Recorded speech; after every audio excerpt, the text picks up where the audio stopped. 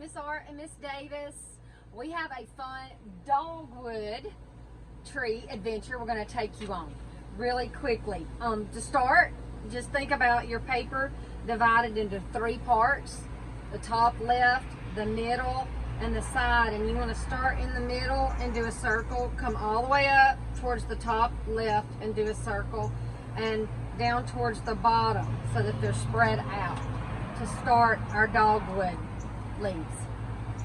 Your eye likes to see things in odd numbers, so that's why we're using 3 today. On these circles, we're going to make the crown of thorn, which is inside. If you would, our wonderful videographer Matt today, he's helping us out here. If you look inside a dogwood blossom, you see that this represents, the inside represents the crown of thorn that was put on Jesus's head. So we're going to make that crown of thorns. You're just going to make X's that overlap each other on your circle all the way around. And you can do it with your purple crayon. Some of you may want to do brown. Today we're just, it's your artwork, so you get to decide.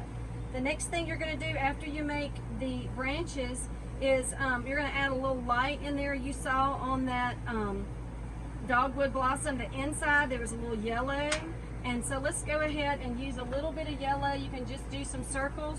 It just makes the seeds inside the dogwood flower.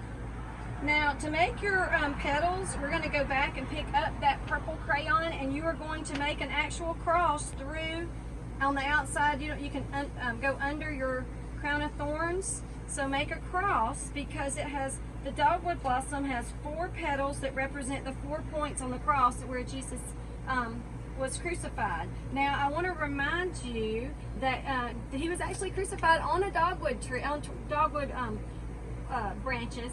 And the dogwood tree used to grow straight and tall, but now how does it grow, Miss R? It grows short now. Yeah, you can see it. And there, we did 3 of the dogwood blossoms to represent the 3 people that were on the crosses.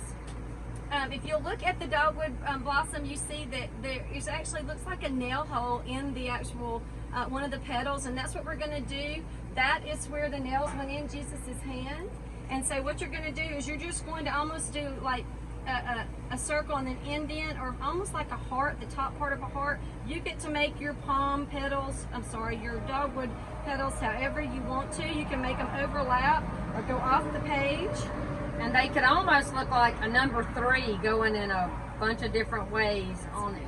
Each one of the petals. You can come back and add shadow. We like to do that. You just kind of turn your crayon sideways. And I like to use the broken ones that don't have any paper on them, the broken NECA ones, and just suggest a little bit of color, just with a little bit of pinching the crayon and shading. All right, so those are our blossoms. Inside each dogwood bloom, you might see stains of red. Some of these you see really, it's amazing to me that it honestly is a little red. That is the blood of Christ. So we're going to add a little bit of stain to our petals. His blood was shed for us on the cross. And I like to add a little pink to that to soften it up. And then to add the branches, and I'll let you do the leaves. The branches, we're just going to make some Y's. You're just going to come and make some big Y's, and on those Y's make some dark detail on the outside, and they can connect. You can come off the page, and you can come this way. You could even come up and make more branches. If you look at the branches, they're not real thick, but you can use kind of the side of the crayon to make that Y.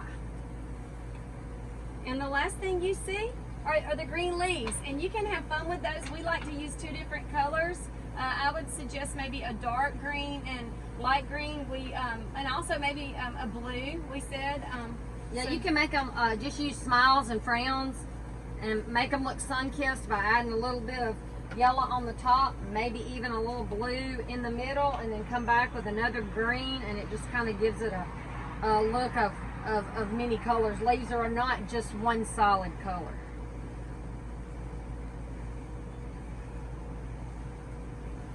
And the last thing, after you add the dimension or depth to your branches, to your leaves, is you want to add a background. And it's very simple today. We wanted to use the color purple. I learned this morning that purple is the color of Lent. We're in the Lenten season. So you can just turn your crayon sideways and add some purple to the background. That's light purple and dark purple. And you can pinch it to suggest rubbing too. It covers a lot of area in a quick time when you just have broken crayons that don't have any paper on them. And even double load your crayons.